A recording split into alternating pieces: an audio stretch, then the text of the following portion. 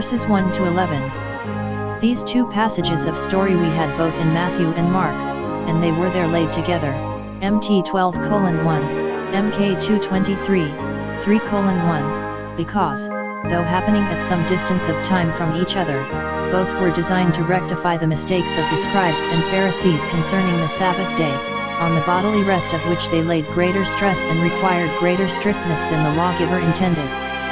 Here, Christ justifies his disciples in a work of necessity for themselves on that day, and that was plucking the ears of corn, when they were hungry on that day. This story here has a date, which we had not in the other evangelists. It was on the second Sabbath after the first, v1, that is, as Dr. Whitby thinks is pretty clear, the first Sabbath after the second day of unleavened bread, from which day they reckoned the 7 weeks to the feast of Pentecost, the first of which they called Sabbaton Deuteroproton, the second Deuterodeuteron, and so on. Blessed be God, we need not be critical in this matter. Whether this circumstance be mentioned to intimate that this Sabbath was thought to have some peculiar honor upon it, which aggravated the offense of the disciples, or only to intimate that, being the first Sabbath after the offering of the first fruits, it was the time of the year when the corn was nearly ripe, is not material. We may observe, 1. Christ's disciples ought not to be nice and curious in their diet, at any time, especially on Sabbath days, but take up with what is easiest got, and be thankful. These disciples plucked the ears of corn, and did eat, v1, a little served them, and that which had no delicacy in it. 2. Many that are themselves guilty of the greatest crimes are forward to censure others for the most innocent and inoffensive actions, v2.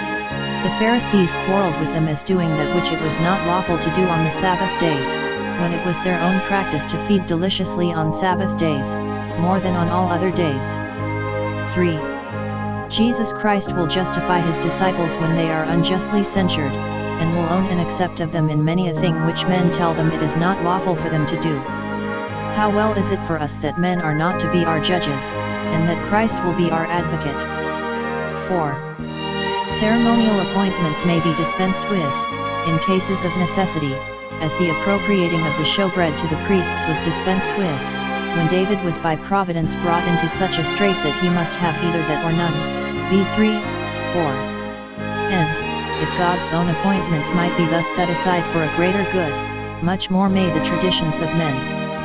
5. Works of necessity are particularly allowable on the Sabbath day, but we must take heed that we turn not this liberty into licentiousness, and abuse God's favorable concessions and condescensions to the prejudice of the work of the day.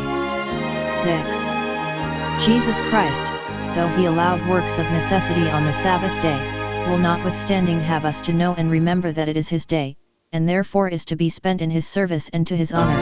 v5 The Son of Man is Lord also of the Sabbath. In the kingdom of the Redeemer, the Sabbath day is to be turned into a Lord's day. The property of it is, in some respects, to be altered, and it is to be observed chiefly in honor of the Redeemer, as it had been before in honor of the Creator, Jah 16:14, 15. In token of this, it shall not only have a new name, the Lord's day, yet not forgetting the old, for it is a Sabbath of rest still, but shall be transferred to a new day, the first day of the week. 2. He justifies himself in doing works of mercy for others on the Sabbath day. Observe in this, 1. Christ on the Sabbath day entered into the synagogue. Note, it is our duty, as we have opportunity, to sanctify Sabbaths in religious assemblies.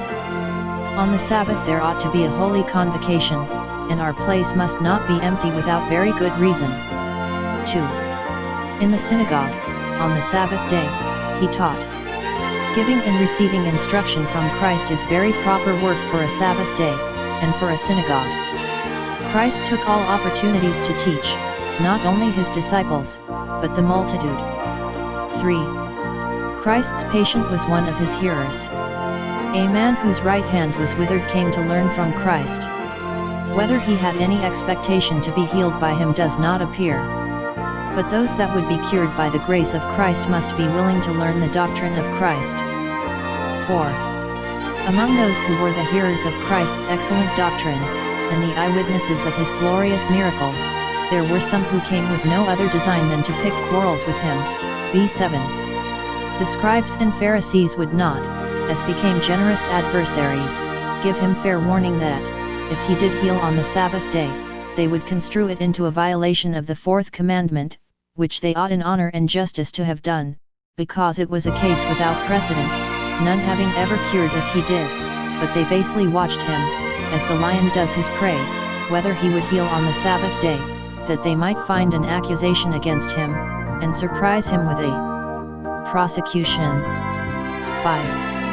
Jesus Christ was neither ashamed nor afraid to own the purposes of his grace, in the face of those who, he knew, confronted them. B8. He knew their faults, and what they designed, and he bade the man rise, and stand forth, hereby to try the patient's faith and boldness. 6. He appealed to his adversaries themselves, and to the convictions of natural conscience, whether it was the design of the fourth commandment to restrain men from doing good on the Sabbath day, that good which their hand finds to do, which they have an opportunity for, and which cannot so well be put off to another time. B9. Is it lawful to do good, or evil, on the Sabbath days?